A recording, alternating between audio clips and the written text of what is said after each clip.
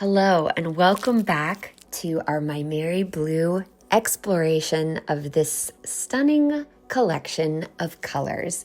Again, my name is Sarah Simon and I'm the Mint Gardener, and you're joining me as we explore these different pigments that we have hand selected to create this unique color combination palette. You can see I am starting to wake up these individual paints. That is our permanent red deep.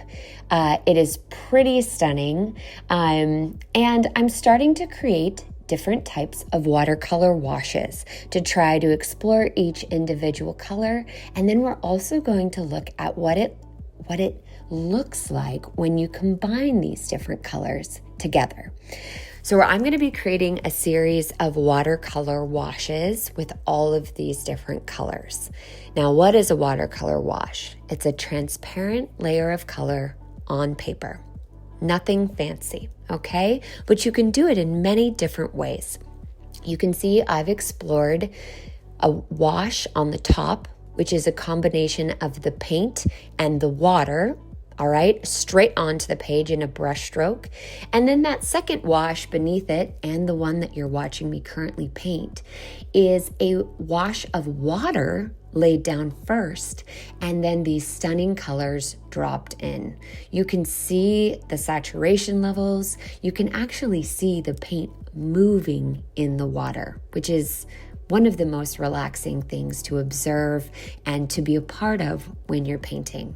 Okay, so we're going to create these incredible different wash colors and really kind of stretch these pigments to see what they're made of. Okay, now one of the main reasons I love working with Maimeri watercolors, and one of the reasons a lot of people have fallen in love with them over the years, is because of their ease of use.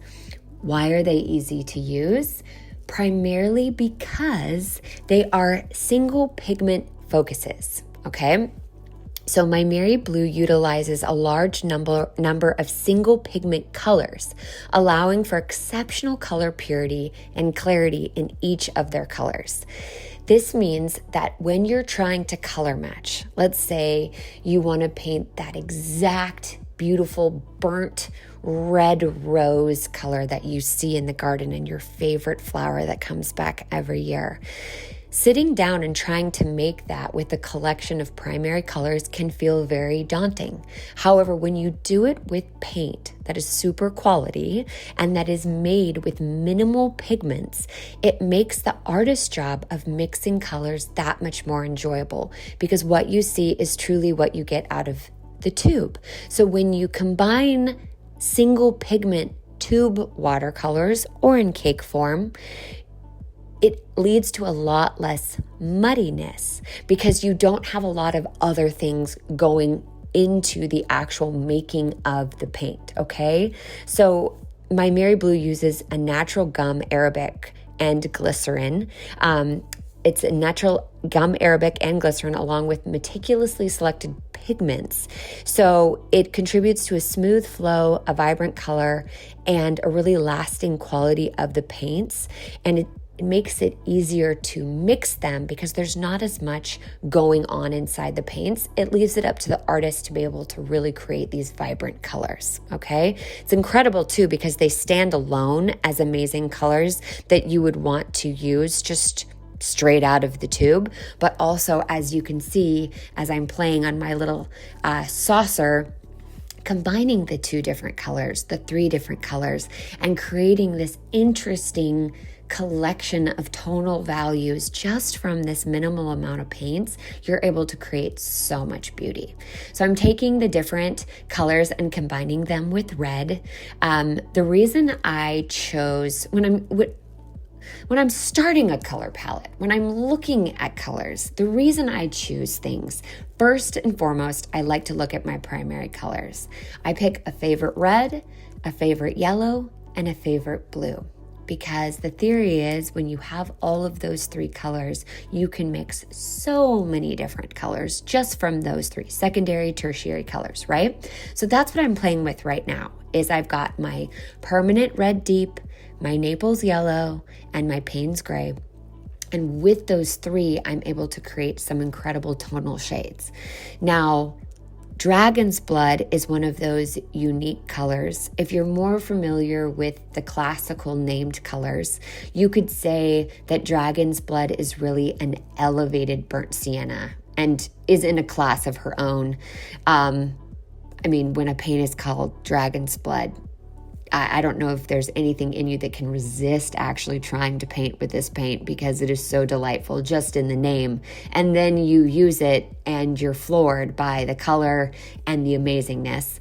But I will say that I use a burnt sienna tone very often in all of my paintings because it is a burnished red. Okay, we can't mix our own primary colors. So the more variation you can get in primary colors, the better.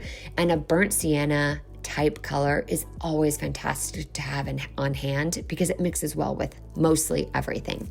So my dragon's blood combined with all the different colors is a delight. And now I'm playing with my Naples yellow. You'll notice this yellow has an opacity to it. A lot of my paintings, I like a little bit of opacity, which all that means is less transparency. Watercolor is known for being transparent, but the moment you add a little bit of a chalky whiteness to any of the painting collaborations right inside the tube, you end up with a creaminess to your color. So much like I like adding cream to my coffee every morning, I do love a color on my palette to have that creaminess added in. You can see right there the variation in greens that we can get, and you can get different greens from mixing the yellow with the actual Hooker's green, but then you can get a huge variety of greens by mixing your yellow and your blue. And look at that incredibly cool, kind of sagey green color. And by combining those colors and then adding water, you're able to stretch that color super thin and super saturated. You can see how saturated those colors are. So that is what I'm playing with. I've devoted this whole page to just taking different combinations of the paint, and seeing what it can do. It's kind of like taking a car out for a test drive. You never know what colors you can make if you don't try. And keeping this sheet handy. So after you have these colors and you've combined each one individually and then each one across the color wheel, you can create a really cool color chart. And if you hang this color chart up on your wall, you can then reference it when you're creating your piece. Sometimes you're creating a composition and you don't know what color is next. What color is needed to complete this composition? And having a color sheet like this up on your wall allows you to reference what these paints can actually do.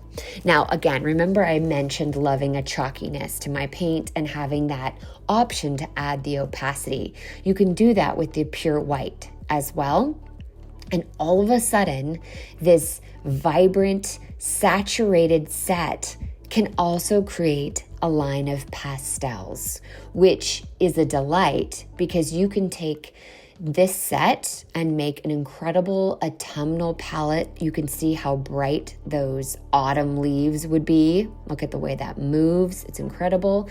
But then the moment you add some white, all of a sudden you have a spring palette. So you have those shoulder season palettes in this. And if you can create autumn and spring, winter and summer are not far behind. So it's kind of fun to be able to make warm and cool color palette combinations with just 6 colors. This is where we play.